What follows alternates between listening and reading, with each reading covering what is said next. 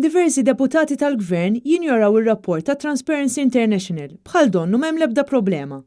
Rapport li poġġa lil Malta fil-51 pożizzjoni f'dak li għandu x'jaqsam mal-perċessjoni tal-korruzzjoni f'pajjiżna. Onorevoli, għax il-Gvern taħalli l-korruzzjoni taffettwa reputazzjoni ħażina ta' pajjiżna?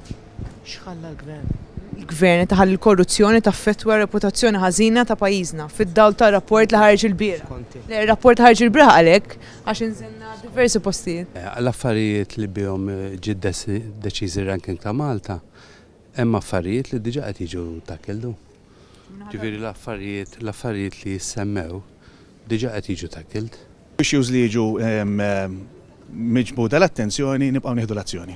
Pajjiżna sejjer tajjeb ekonomikament għandu reputazzjoni tajba mad-dinja kollha. Ħajsir xejn minn ħatakom. Żgur li dan ir-rapport jista' jitqies bħala daqqa għall-istess reputazzjoni li biha ftaħret il-Ministru Tgħawdex Ġustin Caruana. Dan ir-rapport huwa l-ar rekord għal pajjiżna fil-korruzzjoni minn mindu beda jinġabar dan l-indiċi.